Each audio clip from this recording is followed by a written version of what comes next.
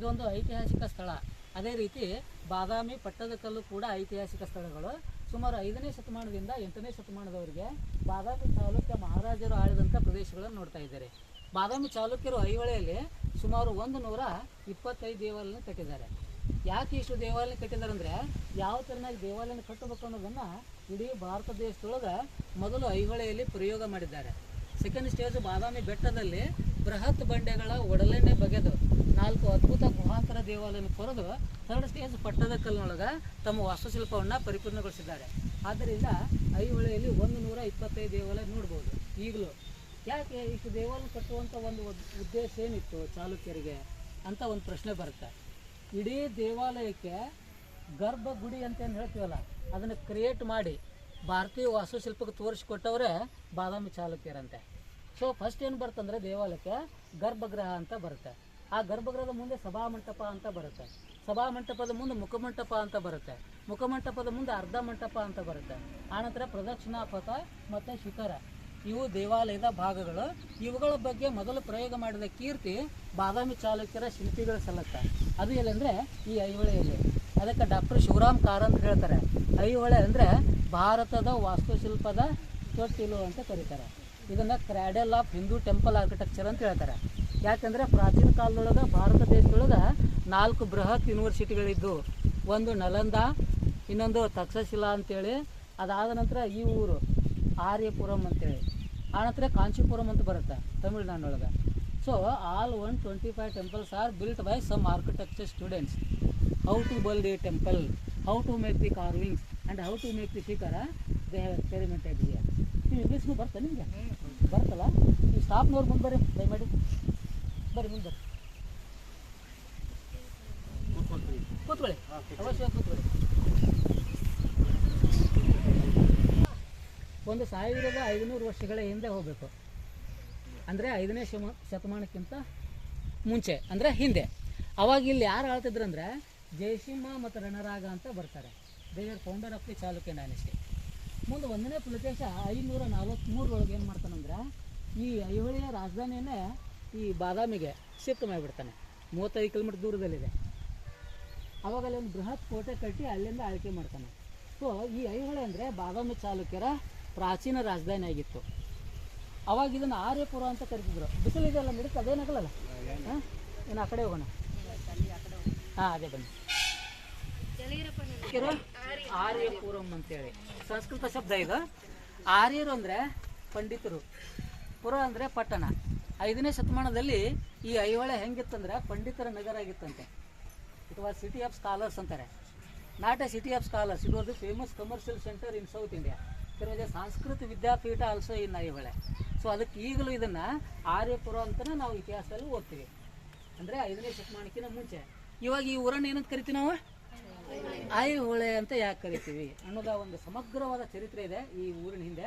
ನಾನು ನಿಮ್ಗೆ ಹೇಳ್ತೀನಿ. ಹಾಂ ಸರ್, ಈ ಊರಿಗೆ ಐಹೊಳೆ ಅಂತ ಯಾಕೆ ಕರೀತಾರೆ ಅಂದರೆ, ಈ ಊರಿನ ಹಿಂದೆ ಸುಂದರವಾದ ಕಥೆ ಇದೆ. ನಿಮಗೆ ರೇಣುಕಾ ಯಲ್ಲಮ್ಮನ ಮಗ ಪರಶುರಾಮ ಗೊತ್ತಿದೆ. ಪರಶುರಾಮನ ತಂದೆಯನ್ನು ಕ್ಷತ್ರಿಯ ರಾಜರು ಏನು ಮಾಡ್ತಾರೆ ಅಂದರೆ ಕೊಂದು ಬಿಡ್ತಾರೆ, ಜಮದಗ್ನಿಯನ್ನು. ಅವನು ಯಾರಂದರೆ ಕಾರ್ತಿವೀರಾರ್ಜುನ ಅಂತೇಳಿ ಕ್ಷತ್ರಿಯ ರಾಜ ಅವನು. ಯಾಕಂದರೆ ಜಮದಗ್ನಿ ಆಶ್ರಮದೊಳಗೆ ಕಾಮಧೇನು ಇರುತ್ತೆ. ಕಾಮಧೇನು ಗೊತ್ತಾ ನಿಮಗೆ? ಹಾಂ, ಅದನ್ನು ಹೆಂಗಾದರೂ ಮಾಡಿ ಅಪಹರಣ ಮಾಡಲೇಬೇಕಂತೇಳಿ ಆ ಮಹಾರಾಜ ಜಮದಗ್ನಿ ಆಶ್ರಮಕ್ಕೆ ವಿಸಿಟ್ ಮಾಡ್ತಾನೆ. ಆವಾಗ ಜಮದಗ್ನಿಯವರು ತಪೋಭಂಗಿಯಲ್ಲಿ ಇರ್ತಾರೆ. ಒಳ್ಳೆಯ ಸಮಯ ಅಂತ ತಿಳಿದು ಆ ರಾಜ ಏನು ಮಾಡ್ತಾನೆ, ಆ ಜಮದಗ್ನಿಯ ಶಿರಛೇದನ ಮಾಡಿ ಕಾಮಧೇನನ್ನು ಅಪಹರಿಸಿಕೊಂಡು ಹೋಗಿಬಿಡ್ತಾನೆ. ವಿಷಯ ತಿಳಿದ ಪರಶುರಾಮ ತನ್ನ ತಂದೆಯ ಕೊಲೆಯ ಸೇಡನ್ನು ತೀರಿಸಿಕೊಳ್ಳಲು ತನ್ನ ಕೊಡಲಿಯಿಂದ ಇಡೀ ಕ್ಷತ್ರಿಯ ರಾಜರನ್ನೇ ಸಂಹಾರ ಮಾಡ್ತಾನೆ.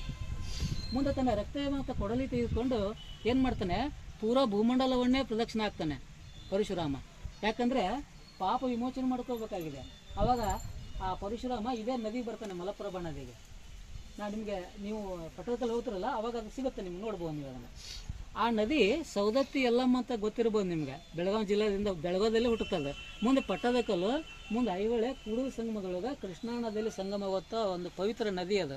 ಆ ನದಿಯೊಳಗೆ ಪರಶುರಾಮ ತನ್ನ ರಕ್ತಮಾತ ಕೊಡಲಿಯನ್ನು ತೊಳಿತಾನೆ.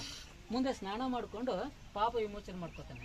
ಆ ರಕ್ತಮಾತ ಕೊಡಲಿಯನ್ನು ಮಲಪ್ರಭಾ ನದಿಯಲ್ಲೇ ತೊಳೆದಾಗ ಇಡೀ ನದಿ ಕೆಂಪಾಗಿ ಹರಿಯುತ್ತೆ, ರಕ್ತಮಯವಾಗಿ ಹರಿಯುತ್ತೆ. ಅವಾಗ ಒಬ್ಬ ಮುಗ್ಧ ಹೆಣ್ಣು ಮಗಳು ನೀರು ತರಲಿಕ್ಕೆ ಆ ನದಿ ದಡಕ್ಕೆ ಹೋಗ್ತಾಳೆ. ಆ ದಡದಲ್ಲಿ ನಿಂತು ಆಶ್ಚರ್ಯ ದೃಶ್ಯ ನೋಡ್ತಾಳೆ. ನೋಡಿ ಉದ್ಗಾರದಿಂದ ಹೇಳ್ತಾಳೆ ಅವಳು, ಅಯ್ಯೋ ಹೊಳೆ ಅಂತೇಳಿ. ಹೆಣ್ಣು ಮಕ್ಕಳು ಯಾವುದೇ ಒಂದು ಆಶ್ಚರ್ಯ ದೃಶ್ಯ ನೋಡಿದ್ರೆ ಐ ಅಂತ ಉದ್ಗಾರ ತೆಗಿತಾರೆ. ಅಯ್ಯೋ ಅಂದರೆ ಆಶ್ಚರ್ಯ ಶಬ್ದ, ಹೊಳೆ ಅಂದರೆ ನದಿ. ಹೀಗಾಗಿ ಈ ಊರಿಗೆ ಐ ಹೊಳೆ ಅಂತ ಕರೀತಾರೆ. ಒಂದೊಂದು ಊರಿನಿಂದ ಒಂದೊಂದು ಚರಿತ್ರೆ ಬರುತ್ತೆ, ಇತಿಹಾಸ ಬರುತ್ತೆ, ಅಗಾಧವಾದಂಥ ಹಿನ್ನೆಲೆ ಬರುತ್ತೆ. But is not original name. ಇದರ ಒರಿಜಿನಲ್ ನೇಮ್ ಅಂತ ಯಾವುದಂತ ಹೇಳಿದ್ದೇನೆ ನಿಮಗೆ? ಆರ್ಯಪುರ ಅಂತೇಳಿ. ಬಾದಾಮಿಗೆ ವಾತಾಪಿಪುರ ಅಂತ ಕರೀತಾರೆ, ಪಟ್ಟದಕಲ್ಲಿಗೆ ಕಿಸುವಳಲ್ ಅಂತ ಕರೀತಾರೆ. ಇವು ಒರಿಜಿನಲ್ ನೇಮ್ಸ್ ಇವು. ಇನ್ನು ಚಾಲುಕ್ಯರ ಬಗ್ಗೆ ಬಹುಶಃ ಇತಿಹಾಸದಲ್ಲಿ ನಿಮ್ಮ ಇತಿಹಾಸ ಲೆಕ್ಚರರ್ ಹೇಳಿರ್ಬೋದು, ಆದರೂ ಹೇಳ್ತೀನಿ. ಜಯಸಿಂಹ ಮತ್ತು ರಣರಾಗ ಅಂತ ಬರ್ತಾನೆ, 1ನೇ ಪುಲಕೇಶಿ ಬರ್ತಾನೆ, ಮುಂದೆ ಮೊದಲನೇ ಕೀರ್ತಿವರ್ಮ ಅಂತ ಬರ್ತಾನೆ, ಮಂಗಳೇಶ ಬರ್ತಾನೆ, ಇಮ್ಮಡಿ ಪುಲಕೇಶ್ ಬರ್ತಾನೆ, ವಿನಯಾದಿತ್ಯ ಬರ್ತಾನೆ, ವಿಜಯಾದಿತ್ಯ, ಇಮ್ಮಡಿ ವಿಕ್ರಮಾದಿತ್ಯ ಅಂತ ಬರ್ತಾರೆ. ಇವರೆಲ್ಲರಲ್ಲಿ ಅತಿ ಶ್ರೇಷ್ಠ ರಾಜ ಯಾರಂದರೆ ಇಮ್ಮಡಿ ಪುಲಕೇಶ್ ಅಂತ ಬರ್ತಾನೆ. 610ರಿಂದ 642 ಆಗ್ತಾನೆ. ಇವನ ಇತಿಹಾಸ ಮಧ್ಯದಲ್ಲೇ ನಿಮಗೆ ಹೇಳ್ತೀನಿ. ಇವಾಗ ಈ ವಾಸ್ತುಶಿಲ್ಪದ ಬಗ್ಗೆ ನೀವು ನಿಮಗೆ ತೋರಿಸ್ಕೊಡ್ತೀನಿ. ಚಾಲುಕ್ಯರು ಕಲೆ ವಾಸ್ತುಶಿಲ್ಪಕ್ಕೆ ಎಷ್ಟು ಮಹತ್ವ ಕೊಡ್ತಿದ್ರು ಅನ್ನೋದನ್ನು ನೀವು ಐಹೊಳೆ, ಪಟ್ಟದಕಲ್ಲು ಮತ್ತು ಮಹಾಕೂಟ ಅಂತ ಒಂದು ಬರುತ್ತೆ, ಮತ್ತು ಬಾದಾಮಿಗಳು ನೋಡ್ಬೋದು ನೀವು. ಈ ದೇವಾಲಯ ಏನದಲ್ರಿ, ಇದು ಭಾಳ ವಿಶೇಷವಾದ ದೇವಾಲಯ. ವಿಶೇಷವಾಗಿ ಸೌತ್ ಇಂಡಿಯಾದೊಳಗೆ ದುರ್ಗಾ ಟೆಂಪಲ್ ಅಂತ ಕರೀತಾರೆ ಇದನ್ನು. ಏನಿದು ದುರ್ಗಾ ಅಂದರೆ? ದುರ್ಗಾದೇವಿ ಅಲ್ಲ. ದುರ್ಗಾ ಅಂದರೆ ಕೋಟೆಗೆ ದುರ್ಗಾ ಅಂತೀವಿ ಸರ್ ನಾವು, ಚಿತ್ರದುರ್ಗ ಅಂತೇಳಿ. ಸೊ ಇದು ದುರ್ಗ, ಇದು ಚಾಲುಕ್ಯರು ಕಟ್ಟಿಸಿದ ಕೋಟೆ ಇದು. ಇದು ಸುತ್ತಲೂ ನೋಡ್ಬೋದು ನೀವು 50 ದೇವಾಲಯ ಕೋಟೆ ಒಳಗಿದೆ ಸರ್. 50ಕ್ಕಿಂತ ಹೆಚ್ಚು ದೇವಾಲಯ ಕೋಟೆಯ ಹೊರಗಿದೆ. ಈ ದೇವಾಲಯವನ್ನು ಕೋಟೆಯ ಪಕ್ಕದಲ್ಲಿ ಕಟ್ತಾರೆ ಸರ್. ಇದನ್ನು ಇಮ್ಮಡಿ ವಿಕ್ರಮಾದಿತ್ಯ ಅಂತ ರಾಜ ಬರ್ತಾನೆ, ನಿಮ್ಗೆ ಗೊತ್ತಿರ್ಬೋದು. 740 ಕಟ್ತಾನೆ. ಕೋಟೆಯ ಪಕ್ಕದಲ್ಲಿ ಕಟ್ಟಿದ್ರಿಂದ ದುರ್ಗಾ ಟೆಂಪಲ್ ಅಂತಾರೆ. But is not for goddess Durga. ಭಾಳ ಫೇಮಸ್ ಟೆಂಪಲ್ ಇದು. ಯಾಕಂದರೆ ನೀವು ಈ ದೇವಾಲಯವನ್ನು ಆ ಕಡೆ ನಿಂತು ನೋಡ್ರಿ, ಇದು ಹೆಂಗೆ ಕಾಣುತ್ತಂದ್ರೆ ಆನೆಯ ಹಿಂಭಾಗ ಹೆಂಗಿದೆಯೋ ಹಾಗೆ ಕಾಣುತ್ತೆ ಸರ್. ಇದನ್ನು ಗಜಪೃಷ್ಠ ಆಕೃತಿ ಅಂತ ಹೇಳ್ತಾರೆ. ಗಜಪೃಷ್ಠ ಆಕೃತಿ. ಇನ್ನು ಆ ಕಡೆ ನಿಂತು ನೋಡಿದ್ರೆ ಕುದುರೆಯಲ್ಲಿ ಆಗುತ್ತೆ ನಿಮಗೆ. ಹೌದು. ಓನ್ಲಿ 1 ಟೆಂಪಲ್ ಇನ್ ಇಂಡಿಯಾ, ನೆನಪಿಟ್ಕೊಳ್ರಿ. ಮತ್ತು ದೆಹಲಿ ಒಳಗೆ ಒಂದು ಪಾರ್ಲಿಮೆಂಟ್ ಹೌಸ್ ಇದೆ. ಸೊ ಎಲ್ಲ ಲಕ್ಷಣ ಇದೆ. 747 ಕಟ್ತಾರೆ ಇದನ್ನು. ಇದು ಮೊದಲ ಸೂರ್ಯನ ಟೆಂಪಲ್ ಆಗಿತ್ತು, ಆದಿತ್ಯ ಟೆಂಪಲ್ ಅಂತ ಕರೀತಾರೆ ನಾವು ಇದನ್ನು. ಬಟ್ ಮೂರ್ತಿ ಇಲ್ಲ, ಆದರೆ ಖಂಡಿತ ಇದು ವಿಷ್ಣು ದೇವಾಲಯ. ಅದು ಹೆಂಗೆ ಅನ್ನೋದನ್ನು ಒಳಗೆ ತೋರಿಸ್ತೀನಿ ನಿಮಗೆ. ಮತ್ತು ಇನ್ನೊಂದು ವಿಶೇಷ ಹೇಳ್ತೀನಿ. ಬಹುಶಃ ನೀವು ಬೇಲೂರು ಹಳೆದ ನೋಡಿರ್ಬೋದು, ಸೋಮನಾಥಪುರ ಅಂತ ಬರುತ್ತೆ, ಅದನ್ನು ಕೂಡ ನೋಡಿರ್ಬೋದು ನೀವು.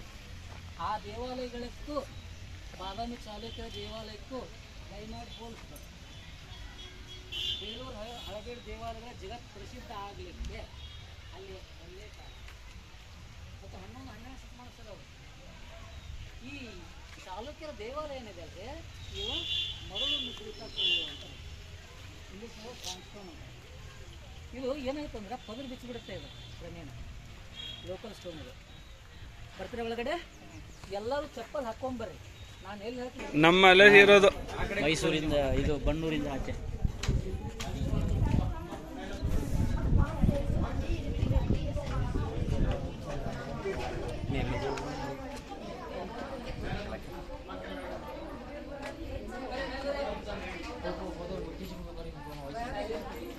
ಕಟ್ಟಕ್ಕೆ ಬರೋದಿಲ್ಲ ಅದನ್ನು. ಅದು ವಾಸ್ತು ಪ್ರಕಾರನ ಕಟ್ಟಬೇಕಾಗತ್ತೆ. ದೇವ್ರ ಮನೆ, ಅಡಿಗೆ ಮನೆ, ಬಾತ್ರೂಮು, ಹಾಲು ಅಂತ ಏನು ಹೇಳ್ತೀವಲ್ಲ. ದೇವಾಲಯ ಫಸ್ಟ್ ಏನು ಬರ್ತಂದ್ರೆ ಗರ್ಭಗುಡಿ. ಅದ್ರ ಮುಂದೆ ಏನೈತಲ್ಲ ಸಭಾಮಂಟಪ ಅಂತೇಳಿ, ಡಾನ್ಸಿಂಗ್ ಹಾಲ್ ಅಂತ ಕೂಡ ಕರೀತಾರೆ ಇದನ್ನು. ಇದು ಮುಖಮಂಟಪ. ಇದು ಅದು ಸರ್ ಅಂತಿದಾರಲ್ಲ, ಅದು ಅರ್ಧ ಮಂಟಪ. ಅಲ್ಲಿ ದರ್ಶನ ಆದ ನಂತರ ನಾವು ಪ್ರದಕ್ಷಿಣೆ ಮಾಡಬೇಕಾಗತ್ತೆ. ಅದು ಪ್ರದಕ್ಷಿಣಾ ಪದ ಸರ್. ಮತ್ತೆ ಶಿಖರ ಇದು ಇದ್ರೆ ಮಾತ್ರ ಟೆಂಪಲ್ ಆರ್ಕಿಟೆಕ್ಚರ್ ಅಂತೀವಿ ನಾವು. ವಾಸ್ತು ಅಂತಾರೆ ಇದಕ್ಕೆ, ವಾಸ್ತು ಪ್ರಕಾರ ಅಂದ್ರೆ ಆರ್ಟ್ ಆ್ಯಂಡ್ ಆರ್ಕಿಟೆಕ್ಚರ್ ಅಂತೇಳಿ. ಇದು ವಿಷ್ಣು ಟೆಂಪಲ್. ಯಾಕಂದ್ರೆ ಮೂರ್ತಿ ಮೇಲೆ ಕಿತ್ಕೊಂಡು ಹೋಗ್ಬಿಟ್ಟಿದ್ದಾರೆ. ಮತ್ತೆ ಹೆಂಗೆ ಹೇಳ್ತೀರಿ ನಾವು ವಿಷ್ಣು ಟೆಂಪಲ್ ಅಂತೇಳಿ? ಇದು ಮಧುಸೂರ್ಯ ಟೆಂಪಲ್, ಮೂರ್ತಿನೇ ಇಲ್ಲ. ಮಹಾವಿಷ್ಣುವಿನ ವಾಹನ ಯಾವುದಂದ್ರೆ ಗರುಡ. ಅಲ್ಲಿ ಕಾಣ್ತಾ ಇದೆ ನೋಡಿ, ಇಷ್ಟು ಬ್ಯೂಟಿಫುಲ್ ಆಗಿದೆ ನೋಡಿ ಸರ್ ಅದು. ಇಲ್ಲಿ ನಂದಿ ಇಲ್ಲ, ಇಲ್ಲಿ ಬೃಹತ್ ಸರ್ಪ ಹಿಡ್ಕೊಂಡು ಗರುಡ ತೇಲಾಡ್ತಾ ಬರ್ತಾನೆ. ಆ ಸರ್ಪ ಅಲ್ಲಿಂದ ಈ ಸರ್ ನಿಂತಿದಾರಲ್ಲ ಅಲ್ಲಿವರೆಗೂ, ಮೆಡಬರ್ ನಿಂತಿದ್ರಲ್ಲ ಅಲ್ಲಿವರೆಗೂ ಇದೆ ಸರ್. ನೋಡ್ರಿ ಆ ವಿಂಗ್ಸ್ ನೋಡ್ರಿ ಎಷ್ಟು ಬ್ಯೂಟಿಫುಲ್ ಆಗಿದೆ. ಖಂಡಿತ ಮರದಲ್ಲಿ ಕೆತ್ತಕ್ಕೆ ಬರೋದಿಲ್ಲ ನಮಗೆ. ಇನ್ನು ವಿಷ್ಣುವಿನಿಗೆ 10 ಅವತಾರ ಬರ್ತಾ ಇದೆ, ದಶಾವತಾರ. ಮತ್ತು ವಿಷ್ಣು ಚಾಲುಕ್ಯರ ಕುಲದೇವ, ನೆನಪಿಟ್ಕೊಳ್ರಿ. ವೈಷ್ಣವರಾಗಿದ್ರು ಅವರು ಚಾಲುಕ್ಯರು. ಮತ್ತೆ ಸರ್ವಧರ್ಮ ಸಮನ್ವಯಗಳಾಗಿದ್ರು ಅವರು. ಅದರಲ್ಲಿ ಮತ್ಸ್ಯ ಅವತಾರ ಅಂತೇಳಿ ಬರ್ತಲ್ಲ, ಅದು ಮೊದಲನೇ ಅವತಾರ. ಮತ್ಸ್ಯ, ಕೂರ್ಮ, ವರಾಹ, ನರಸಿಂಹ, ವಾಮನ, ಪರಶುರಾಮ, ರಾಮ, ಕೃಷ್ಣ, ಬುದ್ಧ, ಕಲ್ಕಿ ಅಂತೇಳಿ. ಅದ್ರೊಳಗ ಇದು ಮೊದಲನೇದ್ದು. ಇದು ಮತ್ಸ್ಯ ಅವತಾರ ಅಂತೇಳಿ. ನೋಡಿ ಸರ್ ಹೇಗಿದೆ, ಸುತ್ತಲೂ ಮೀನುಗಳಿದೆ ಅಂತದೆ. ಹಾ, ಇನ್ನು ವಿಷ್ಣು ಯಾವತ್ತೂ ಆದಿಶೇಷನ ಮೇಲೆ ಕೂತಿರ್ತಾನೆ. ಇಲ್ಲಿ ವಿಶೇಷ ಅಂದ್ರೆ 7 ಹೆಡೆಗಳ ನಾಗರಾಜ. ಇಷ್ಟು ಬ್ಯೂಟಿಫುಲ್ ಆಗಿದೆ ನೋಡಿ. ಅರ್ಧ ಮಾನವನ ಆಕೃತಿ, ಅರ್ಧ ಹಾವಿನ ಆಕೃತಿ. ಒಂದು ಕೈಯಲ್ಲಿ ಹೂವಿನ ಬುಟ್ಟಿ ಇದೆ, ಇನ್ನೊಂದು ಕೈಯಲ್ಲಿ ಹೂ ಮಾಲೆ ಇದೆ. ದೇವರ ಅರ್ಚನೆ ಹೋಗ್ತಾ ಇದ್ದಾನೆ ಸರ್. ಅದಕ್ಕೆ ಗರುಡ, ಮತ್ಸ್ಯ ಅವತಾರ, ಆದಿಶೇಷ, ಮಹಾವಿಷ್ಣುವಿನ ದ್ವಾರಪಾಲಕರು ಜಯ ಮತ್ತ ವಿಜಯ. ನೋಡ್ರಿ ಹೆಂಗಿದೆ ನೋಡಿ. ಮೂರ್ತಿ ಇಲ್ಲ, ಜಸ್ಟ್ ಒಳಗೆ ಹೋಗ್ಬೇಕು ಮತ್ತೆ ವಾಪಸ್ ಬರ್ಬೇಕು, ಏನೂ ಇಲ್ಲ. ಫಸ್ಟ್ ಲೇಡೀಸ್ ಹೋಗ್ರಿ, ಹೋಗ್ರಿ. ಸಾರಿ ನೀರು ಏನೋ ಒಂದು ವಿಗ್ರಹ ಇಟ್ಟಿದ್ದಾರೆ ಅಂತ ಕಾಣುತ್ತೆ, ಹೊಡ್ಕೊಂಡು ತಗೊಂಡು ಹೋಗಿದ್ದಾರೆ. ಚಾಲುಕ್ಯ ಮಹಾರಾಜರು ಯಾವ ರೀತಿ ಕಲೆ ವಾಸ್ತುಶಿಲ್ಪಕ್ಕೆ ಮಹತ್ವ ಕೊಡ್ತಿದ್ರು, ಅಷ್ಟೇ ತಮ್ಮ ಉಡುಗೆ ತೊಡುಗೆಗೆ ಮಹತ್ವ ಕೊಡ್ತಿದ್ರು ಅಂತ. ಇಲ್ಲಿ ಏನಂತಂದ್ರೆ ವಿಶೇಷ ಅಂದ್ರೆ, ಈಗೇನು ನಾವು ಫ್ಯಾಷನ್ ಮಾಡ್ತೀವಲ್ಲ, ಅದೆಲ್ಲ ಓಲ್ಡ್ ಅಂತ ಹೇಳ್ತೀವಿ ನಾವು, ಅನುಕರಣೆ ಮಾಡ್ತೀವಿ ನಾವು. ನೋಡ್ರಿ, ಈಗ ಸುಂದರವಾದಂಥ ಹೇರ್ ಸ್ಟೈಲ್ ನೋಡ್ಬೋದು. ಇಲ್ಲಿ ಕೂದಲು ಇಲ್ಲಿಂದ ಹಿಂಗೆ ಬಂದು ಹಿಂಗೆ ಹೋಗಿದೆ, ಮತ್ತು ಸ್ವಲ್ಪ ಕೂದಲ ಇಲ್ಲಿಂದ ತಗೊಂಡು ಇಲ್ಲಿ ಕಟ್ಕೊಂಡಾಳೆ. ಕಿವಿಯೊಳಗೆ ದೊಡ್ಡ ರಿಂಗ್ ಇದೆ, ಕಾಲಲ್ಲಿ ಚೈನ್ ಇದೆ, ಕೊರಳಲ್ಲಿ ಕಂಠಸೂತ್ರ ಇದೆ, ಮಂಗಲಸೂತ್ರ ಇದೆ, ಮತ್ತು ನೆಕ್ಲೆಸ್ ಇದೆ. ಮದುವೆ ಆದರೂ ಕೂಡ ಮಿನಿ ಸ್ಕರ್ಟ್ ತೊಟ್ಟಿದ್ದಾಳೆ. ನೋಡ್ರಿ, ಇದೆಲ್ಲ ಇದಕ್ಕಿಂತ ಸೂಪರ್ ಫ್ಯಾಷನ್ ಎಲ್ಲಿದೆ ಅಂದರೆ ಬೇಲೂರು ಹಳಬನ್ನಲ್ಲಿದೆ. ಸೊ ದೀಸ್ ಆರ್ ಪ್ರತಿಯೊಂದು window made in single stone. ಮತ್ತು ಡಿಫ್ರೆಂಟ್ ವಿಂಡೋಸ್ ಇದೆ ಅಲ್ಲಿ 5 ಸ್ವಸ್ತಿಕ್ ಇದೆ, 4 ಲೋಟಸ್ ಫ್ಲವರ್ಸ್ ಇದೆ, ಮೇಡ್ ಇನ್ ಸಿಂಗಲ್ ಸ್ಟೋನ್. ಕಾಣ್ತಾ? ಅಲ್ಲಿ ಮೇಲೆ ಲಿಟಲ್ ಬರ್ಡ್ಸ್ ವಿತ್ ಟರ್ಟಲ್, ಮಧ್ಯದಲ್ಲಿ ಆಮೆ ಕಾಣುತ್ತೆ ನೋಡ್ರಿ. ಅಲ್ಲಿ ಬ್ಯೂಟಿಫುಲ್ ಪೇಂಟಿಂಗ್ ಇದೆ. ಹಾ, ಇನ್ನು ಭಾರತ ದೇಶದೊಳಗೆ ಶಿವನ ಮೂರ್ತಿ ಬೇಕಾದಷ್ಟು ನೋಡ್ತದೆ. ಆದರೆ ಐಹೊಳೆಯಲ್ಲಿ ಶಿವ ಹೇಗೆ ನಿಂತಿದ್ದಾನಂದ್ರೆ 3 ಭಂಗಿಯಲ್ಲಿ ನಿಂತಿದ್ದಾನೆ. ಅದಕ್ಕೆ ಈತನಿಗೆ ತ್ರಿಭಂಗಿ ಶಿವ ಅಂತ ಕರೀತಾರೆ. ಪಾದದಿಂದ ಸೊಂಟದವರೆಗೆ ಒಂದು ಸ್ಟೈಲ್ ಇದೆ, ದೇಹ ಬೆಂಡಾಗಿದೆ, ತಲೆ ನೇರವಾಗಿದೆ. ಶಿವನಿಗೆ ವ್ಯಾಘ್ರ ಚರ್ಮಂಬಧಾರಿ ಶಿವ ಅಂತ ಕೂಡ ಕರಿತೀವಿ ನೋಡ್ರಿ, ಟೈಗರ್ ಸ್ಕಿನ್. ಮತ್ತೆ ಇಲ್ಲಿ ನಂದಿ ವಾಹನ ಶಿವ ಅಂತ ಕೂಡ ಕರಿತೀವಿ ನಾವು. ಮೇಲೆ ಅರ್ಧ ಚಂದ್ರ, ಗಂಗಾ, ಜಟಾ ಮುಕುಟ ಇದೆ, ನಗು ಮುಖ ಇದೆ. ಇಲ್ಲಿ ಫ್ಲವರ್ ವಿಂಡೋ ಇದೆ. ಇನ್ನು ವಿಷ್ಣುವಿನ ದಶಾವತಾರದಲ್ಲಿ 4ನೇ ಅವತಾರ ಯಾವ್ದು ಬರುತ್ತಂದ್ರೆ ನರಸಿಂಹ ಅವತಾರ ಅಂತ ಬರುತ್ತೆ. ಇದು ವಿಜಯ ನರಸಿಂಹ. ಇದು ಇಲ್ಲಿ ಕಾಣುತ್ತಲ್ಲ, ವಿಜಯ ನರಸಿಂಹ, ಲಕ್ಷ್ಮೀ ನರಸಿಂಹ, ಉಗ್ರ ನರಸಿಂಹ, ಯೋಗ ನರಸಿಂಹ. ಮೇಲ್ಕೋಟೆ ಹೋಗಿದ್ರೆ ನೀವು, ಇವೆಲ್ಲ ಅವನ ಅವತಾರಗಳು. ವಿಷ್ಣುವಿನ ವಾಹನ ಗರುಡ, ವಿಷ್ಣುವಿನ ಪತ್ನಿ ಲಕ್ಷ್ಮಿ, ಕೈಯಲ್ಲಿ ಶಂಖ ಚಕ್ರ ಇದೆ, ಕಿರೀಟ ಇದೆ, ಗಾರ್ಲೆಂಡ್ ಇದೆ. ನಿಮಗೆ ಇನ್ನೊಂದು ವಿಶೇಷ, ಈ ದೇವಾಲಯವನ್ನ ಇಲ್ಲಿಂದ ಕುದುರೆಯ ಲಾಳಾಕೃತಿಯಲ್ಲಿ ಟರ್ನ್ ಮಾಡ್ತಾ ಇದ್ದಾರೆ ನೋಡ್ರಿ ಅವರು. ಸೊ ಎಲ್ಲಿಲ್ಲ ನೋಡಿ ಸರ್, ನೆನಪಿಟ್ಕೊಳ್ರಿ ಇದನ್ನ. ಕುದುರೆಯ ಲಾಳ ಅಂತಾರೆ, ಅಥವಾ ಬ್ಯಾಕ್ ಸೈಡ್ ಆಫ್ ಎಲಿಫೆಂಟ್ ಅಂತ ಕೂಡ ಕರೀತಾರೆ ಇದನ್ನ. ವಿಂಡೋ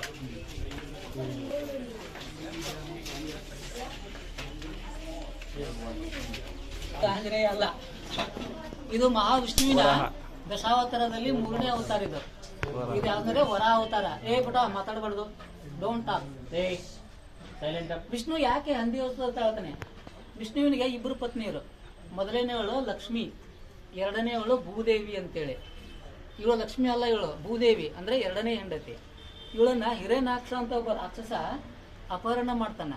ಅವಳನ್ನ ಪಾತಾಳದಲ್ಲಿ ಬಚ್ಚಿಟ್ಟಿರ್ತಾನೆ.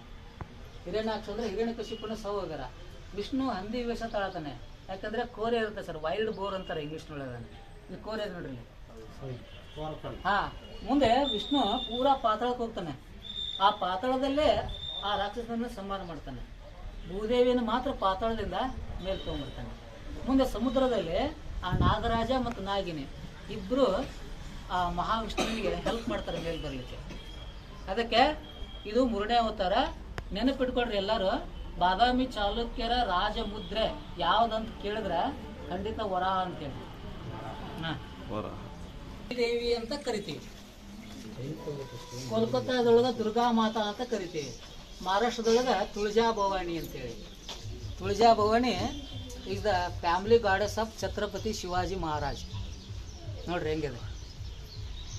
ಇವಳಿಗೆ ಮಹಿಷಾಸುರ ಮರ್ದಿನಿ ಅಂತ ಕರಿತೀವಿ.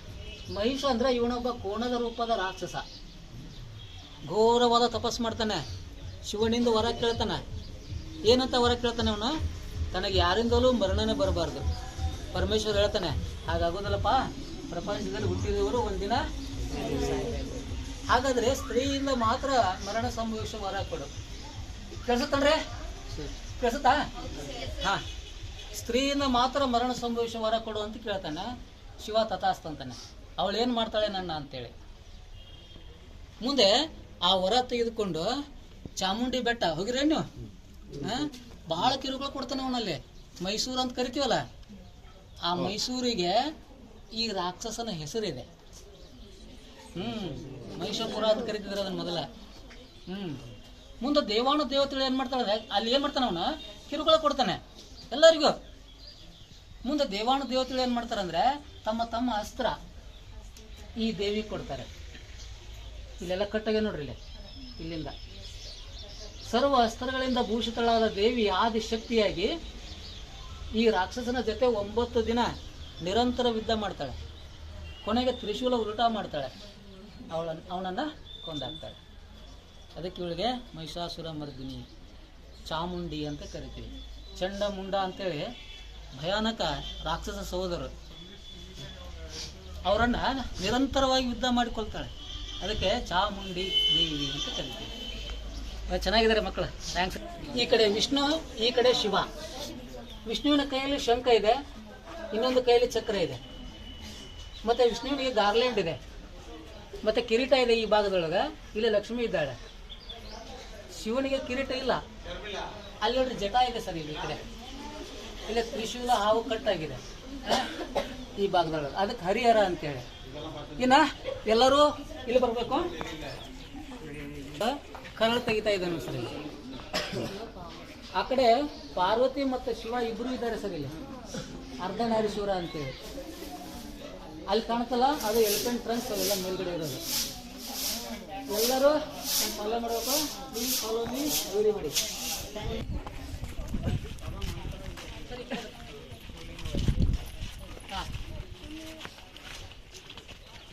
ಹುಷಾರ, ಬಗ್ಗೆ ನೋಡ್ಬೇಡ್ರಿ. ಈ ಕಡೆ ಬರ್ರಿ ನೋಡ್ರಿ. ಇದಕ್ಕೆ ಶಿವ ಪುಷ್ಕರಣಿ ಅಂತ ಕರೀತಾರೆ. ಲಿಂಗದ ಪ್ರತಿಲಿಕ ಅಂತ ಇದೆ. ಈ ದೇವಾಲಯದ ಮೇನ್ ಅರ್ಚಕ ಅಂತ ಏನಿರ್ತಾನಲ್ಲ, ಪವಿತ್ರವಾದ ಸ್ನಾನ ಮಾಡಿ ಪವಿತ್ರವಾದಂಥ ಜಲ ಅಂದರೆ ವಾಟರ್ ಇಲ್ಲಿಂದ ಲಿಫ್ಟ್ ಮಾಡ್ತಿದ್ದೆ ಅವನು. ಅಲ್ಲಿ ಹೋಲಿಸಿದೆ, ತೋರಿಸ್ತೀನಿ ನಿಮಗೆ. ಈಗಲೂ ಇದೆ. ಮುಂದೆ ಮಹಾಪ್ರವೇಶ ದ್ವಾರದ ಮುಖಾಂತರ, ಇದು ಮಹಾಪ್ರವೇಶ ದ್ವಾರ ಇದೆ, ಮುಂದೆ ಪೂಜೆ ಮಾಡ್ತಿದ್ದ. ಸೊ ಇದನ್ನು ಶಿವ ಪುಷ್ಕರಣಿ ಅಂತ ಕರೀತಾರೆ. ಇಲ್ಲೊಂದು ಜಾಗ ಇದೆ ಮೇಡಮ್, ನಾಜಿಕ್ ಅಂತ. ಮಕರ ತೋರಣ ಅಂದರೆ ಇವೆಲ್ಲ ಸಂಸ್ಕೃತ ಶಬ್ದಗಳಿವೆ. ಮಕರ ಅಂದರೆ ಮೊಸಳೆ ಮುಖ ಇದೆ ನೋಡಿ ಸರ್, ಎಷ್ಟು ಬ್ಯೂಟಿಫುಲ್ ಆಗಿದೆ. ಹಾಂ, ಮತ್ತು ಆನೆಯ ದೇಹ. ಇಲ್ಲಿ ಕೆಳಗೆ ನೋಡ್ರಿ ಸಿಂಹದ ಪೀಕ್ಸ್ ಇವೆಲ್ಲ, ಈ ಪಂಜುರು ಅಂತ ಹೇಳ್ತೀವಲ್ಲ ಅದು. ಮತ್ತು ವಂಡರ್ಫುಲ್ ಪಿಕಾಕ್ಸ್ ಫಿಗರ್ ಇದೆ, ಮತ್ತು ಬ್ಯೂಟಿಫುಲ್ ಆನೆಯ ಸೊಂಡಿಲಿದೆ. ಇದ್ರ ವಿಶೇಷ sir, both side are same. ಖಂಡಿತ ಮರದಲ್ಲಿ ಕೆತ್ತಕ್ಕೆ ಬರೋದಿಲ್ಲ ನಮ್ಗೆ. ಇಲ್ಲಿ ನೋಡ್ರಿ ಆನೆಯ ಸೊಂಡಿಲು. ಹಾಂ, ಆನೆಯ ಸೊಂಡಿಲಿದೆ. ಹಾಂ, ಭಾಳ ಬ್ಯೂಟಿಫುಲ್ ಕೆತ್ತನೆ ಇದೆ. ಮಕರ ತೋರಣ ಅಂತ. ಇಲ್ಲೊಂದು 2 ನಿಮಿಷ ಕೇಳ್ರಿ. ಈಗ ನಾವು ಇವುಗಳನ್ನೆಲ್ಲ ಡಾಕ್ಟರ್ SR ರಾವ್ ಅಂತೇಳಿ ಫೇಮಸ್ ಅರ್ಕಿಯಾಲಜಿಸ್ಟ್ ಅವರು ಬೆಂಗಳೂರಿಂದ ಬಂದಿದ್ರು. ಭಾಳ ಪರಿಶ್ರಮದಿಂದ ಇವನ್ನೆಲ್ಲ ಎಕ್ಸ್ಪ್ಲೋರೇಷನ್ ಮಾಡ್ಯಾರ. ಅವಾಗ ಇಲ್ಲಿಯ ಮೂರ್ತಿ ಏನು ಸಿಕ್ಕುವಲ್ಲ ಅವನ್ನ ಇಲ್ಲೆಲ್ಲ ಒಳಗಡೆ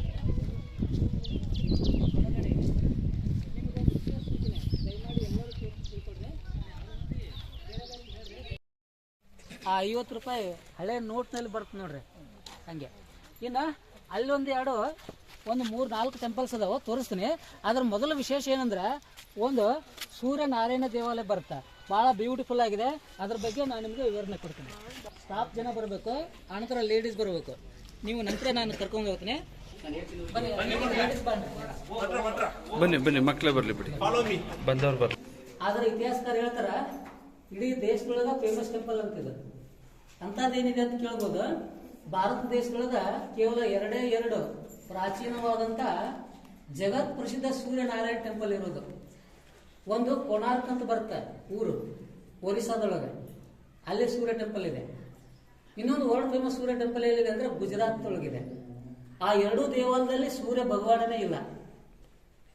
ಇಡೀ ದೇಶದೊಳಗ ಏಕೈಕ ಸೂರ್ಯನಾರಾಯಣ ಮೂರ್ತಿ ನಾವು ಐಹೊಳೆಯಲ್ಲಿ ನೋಡ್ತಾ ಇದ್ದೀವಿ. ಹೆಂಗಿರ್ತಾನೆ ಸೂರ್ಯದೇವ?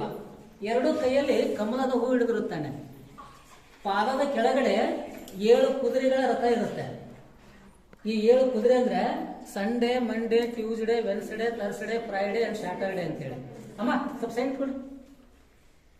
ಇನ್ನು ಸೂರ್ಯದೇವ ಯಾವತ್ತೂ ತನ್ನ ಎರಡೂ ಕೈಯಲ್ಲಿ ಕಮಲದ ಹೂ ಹಿಡಿದಿರುತ್ತಾನೆ. ಪದ್ಮಧಾರಿ ಅಂತ ಕರಿತೀವಿ ನಾವು ಈತನನ್ನ. ಇನ್ನು ಸೂರ್ಯದೇವನಿಗೆ 2 ಪತ್ನಿಯರು. ಸರ್ ಬನ್ನಿ. ಬಲಗಡೆ ಎಡಗಡೆ ಸಂಧ್ಯಾ ಮತ್ತೆ ಉಷಾ ಅಂತೇಳಿ, ಇವಳೇ ಛಾಯಾದೇವಿ. ನಿಮಗೆ ಶನಿದೇವ ಅಂತ ಗೊತ್ತಿರ್ಬೋದು. ಶನಿದೇವ ಈ ಛಾಯಾದೇವಿಯ ಮಗ. ಮತ್ತೆ ಯಮದೇವ ಅಂತ ಹೇಳ್ತೀವಲ್ಲ, ಅವನು ಕೂಡ ಸೂರ್ಯದೇವನ ಮಗ. ಭಾರತ ದೇಶದ ಪವಿತ್ರ ನದಿ Yamuna, she is also daughter of Surya Bhagwan. ಅಷ್ಟೇ ಅಲ್ಲ, ಈ ಮೂರ್ತಿಯ ಸುತ್ತಲೂ ನವಗ್ರಹಗಳು ಕೂಡ ನೋಡ್ಬೋದು ಸರ್. ನಾವು 9 ಪ್ಲಾನೆಟ್ಸ್ ಅಂತ ಹೇಳ್ತೀವಲ್ಲ, ಈ ವಿಜ್ಞಾನದಲ್ಲಿ ಬರುತ್ತೆ ನೋಡ್ರಿ. ಸೊ ಅದನ್ನು ಕೂಡ ನೋಡ್ಬೋದು. ಇನ್ನೊಂದು ಏನ್ಷಿಯಂಟ್ ಟೆಕ್ನಾಲಜಿ ಇದೆ ಇಲ್ಲಿ. ಈ ದೇವಾಲಯದಲ್ಲಿ ಒಂದೇ ಒಂದು ಕಿಟಕಿ ಇಲ್ಲ ನೋಡ್ರಿ. The sun temple is built without any window. There is no single window in this temple. ಆದರೆ 5 ಗಂಟೆ 30 ನಿಮಿಷವರೆಗೆ ಈ ಅದ್ಭುತವಾದಂಥ ಸೂರ್ಯನ ಬೆಳಕು ನೋಡ್ಬೋದು ನೀವು. One of the ancient technology of India ನೋಡ್ರಿ ಹೆಂಗಿದೆ. ನೀವು ಹಂಪಿ ಒಳಗೆ ಒಂದು ವಿರೂಪಾಕ್ಷ ಟೆಂಪಲ್ ಅಂತ ಬರುತ್ತೆ, ಹೋಗಿದ್ರೆ ಸರ್? ಹೋಗಿದ್ವಿ. ಅಲ್ಲಿ ಒಳಗಡೆ ನೋಡಿದ್ರಲ್ಲ, ಒಂದು ಪಿನ್ ಹೋಲ್ ನಲ್ಲಿ ಇಡೀ ಆ ವಿರೂಪಾಕ್ಷ ದೇವಾಲಯದ ಗೋಪುರವೇ ಉಲ್ಟಾ ಕಾಣುತ್ತಲ್ಲ. ಸೊ ಇಂಥ ಟೆಕ್ನಾಲಜಿ ಆಗಿನ ಕಾಲದೊಳಗೆ ಇದ್ದು. ಇನ್ನ ಕೊನೆ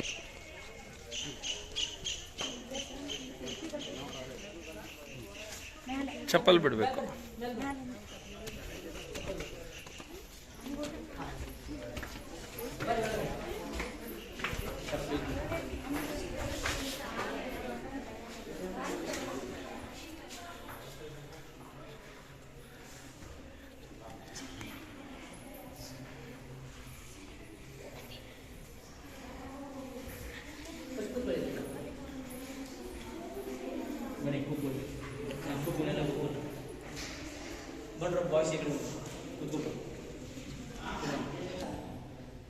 ಚಾಲುಕ್ಯ ಮಹಾರಾಜರು ಏನ್ ಮಾಡ್ತಾರಂದ್ರೆ 3 ಪ್ರಕಾರದ ದೇವಾಲಯಗಳನ್ನ ಈ ಊರಿನಲ್ಲಿ ಪ್ರಯೋಗ ಮಾಡ್ತಾರೆ ಸರ್. ಅವರು ಒಂದು ಏಕಕೂಟ ಟೆಂಪಲ್ ಅಂತೇಳಿ, ಇನ್ನೊಂದು ದ್ವಿಕೂಟ ಟೆಂಪಲ್ ಅಂತೇಳಿ, ಇನ್ನೊಂದು ತ್ರಿಕೂಟಾಚಲ ಟೆಂಪಲ್ ಅಂತ ಬರ್ತಾವೆ. ನೀವು ಸೋಮನಾಥ್ಪುರಕ್ಕೆ ಹೋಗಿರೇನ? ಅದು ತ್ರಿಕೂಟಾಚಲ ಟೆಂಪಲ್ ಅಂತ ಕರೀತಾರೆ. ಹಾ ಹೌದು, ಅದು ಹೊಯ್ಸಳ ಸ್ಟೈಲ್ ಅದ. ಇಲ್ಲಿ ಈ ದೇವಾಲಯದೊಳಗ 2 ಗರ್ಭಗುಡಿಯನ್ನು ಕಟ್ಟಿದ್ದಾರೆ. ಅಂದ್ರೆ ಒಂದೇ ದೇವಾಲಯದಲ್ಲಿ 2 ಗರ್ಭಗುಡಿ. ಇದು ವಿಶೇಷ ನೋಡಿ ಸರ್. ಒಂದು ಗರ್ಭಗುಡಿ ನಾವು ಇಲ್ಲಿ ನೋಡ್ತೀವಿ ಸರ್, ಇದು ಶಿವನಿಗೆ. ಇದೇ ರೀತಿ ಮತ್ತೊಂದು ಗರ್ಭಗುಡಿಯನ್ನ ಅವ್ರು ಏನ್ ಮಾಡ್ತಾರಂದ್ರೆ ಈ ದೇವಾಲಯದ ಮೇಲೆ ಕಟ್ತಾರೆ. ಒಂದು ವಿಶೇಷ ಇದು, ಅದಕ್ಕೆ ದ್ವಿಕೂಟ ಅಂತ ಕರೀತಾರೆ. ಅಲ್ಲಿ ವಿಷ್ಣು ಇದ್ದಾನೆ. ಯಾಕಂದ್ರೆ ನಾನು ನಿಮ್ಗೆ ಮೊದಲೇ ಹೇಳಿದಾಗ ವೈಷ್ಣವರಾಗಿದ್ರು ಚಾಲುಕ್ಯರು ಅಂತೇಳಿ. ಮತ್ತೆ ಜನ ಮೇಲೆ ಹೆಂಗೆ ಹೋಗ್ತಿದ್ರು? ಕಲ್ಲಿನ ಏನೇ ಮುಖಾಂತರ ಹೋಗ್ತಿದ್ರು ಸರ್. ಹೊರಗಡೆ ಇದೆಯಲ್ಲ, ಇದು ವಿಶೇಷ ಅಂದ್ರೆ ದೂರ ನಿಂತು ನೋಡ್ರಿ, ಮರದಲ್ಲೇ ತಯಾರು ಮಾಡಿ ಇಟ್ಟಾರೇನೋ ಅನ್ನೋ ಹಂಗಿದೆ. ಶಿವನ ಟೆಂಪಲ್ ಇದು. ಯಾಕಂದ್ರೆ ಗರ್ಭಗುಡಿಯಲ್ಲಿ ಶಿವಲಿಂಗ ಇದೆ, ಎದುರುಗಡೆ ನಂದಿ ಇದೆ. ಇನ್ನು ಶಿವನಿಗೆ ಭದ್ರ, ವೀರಭದ್ರ ಅಂತ ದ್ವಾರಪಾಲಕರು ಬರ್ತಾರೆ. ವಿಷ್ಣುವಿನಿಗೆ ಜಯ, ವಿಜಯ ಅಂತ ದ್ವಾರಪಾಲಕರು ಬರ್ತಾರೆ. ಇನ್ನ ಈ ದೇವಾಲಯದೊಳಗ ಅಂದ್ರೆ ಶಿವನ ದೇವಾಲಯದೊಳಗ ಲಾಡ್ಕಾನ್ ಅಂತ ಒಬ್ಬ ಮುಸ್ಲಿಂ ಸಂತ ವಾಸ ಮಾಡ್ತಿದ್ದ ಸರ್. ಇತಿಹಾಸದಲ್ಲಿ ಇದೆ ಲಾಡ್ಕಾನ್ ಟೆಂಪಲ್ ಅಂತ ಗೊತ್ತೀವಿ ನಾವು.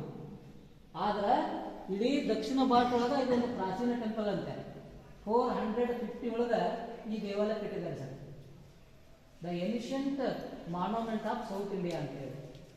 ಸೊ ಅವಾಗ ಈ ನಂದಿ ಇದ್ದಿದ್ದಿಲ್ಲ ಸರ್, ಇದು ಗರ್ಭಗುಡಿ ಇದ್ದಿದ್ದಿಲ್ಲ ಸರ್, ಇದು ಮುಖಮಂಟಪ ಇದ್ದಿದ್ದಿಲ್ಲ. ಮೊದಲು ಇದೊಂದು ಓಪನ್ ಹಾಲ್ ಆಗಿತ್ತು ಒಂದೇ ಕಲ್ಲಲ್ಲಿ. ಇನ್ನ ಯಾರು ಹೊರಗೆ ಹೋಗ್ಬೇಡ್ರಿ, ಇವು ಬಹಳ ಇಂಪಾರ್ಟೆಂಟ್, ಎಲ್ಲರೂ ನೋಡ್ಬೇಕು. ಬಾದಾಮಿ ಚಾಲುಕ್ಯರ ರಾಜಮುದ್ರೆ ಇದು ನೋಡ್ರಿ. ಹಾಂ ಸರ್ ಮಾಡ್ತೀನಿ. ಎಲ್ಲ ಸೈಡ್ ಕೊಡ್ಬೇಕು. ನಾನು ಈಗಾಗಲೇ ಹೇಳಿದಾಗೆ ಚಾಲುಕ್ಯರು ವೈಷ್ಣವರಾಗಿದ್ರು ಅಂತೇಳಿ. ಅದಕ್ಕೆ ಇದು 3ನೇ ಅವತಾರದಲ್ಲಿ ವಿಷ್ಣು. ಇದು ಏನು ಹೇಳ್ರಿ ಇದು? ವರಾಹ ಅಂತೇಳಿ. ಶಂಖಚಕ್ರ ಸಿಂಬಲ್ಸ್ ಆಫ್ ವಿಷ್ಣು.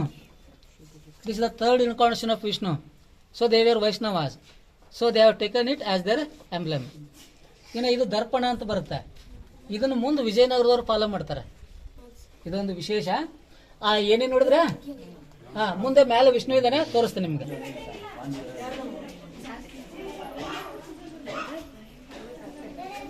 ಎರಡು ಅಲ್ಲಿ ಮುಚ್ಚಿದ್ದಾರೆ.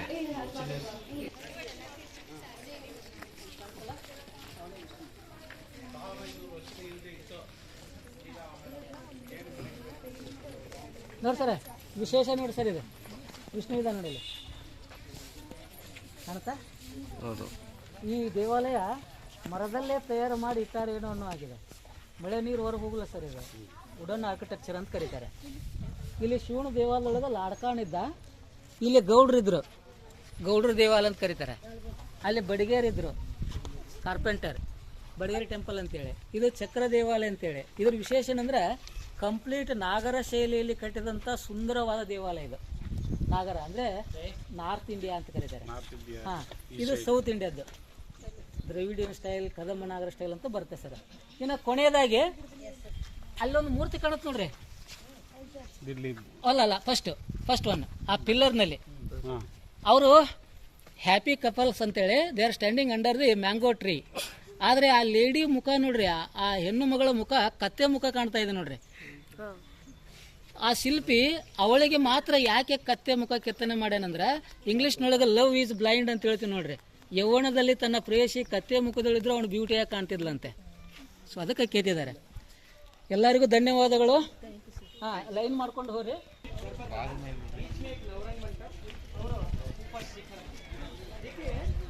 ನಡ್ರಿ. ಹಲೋ,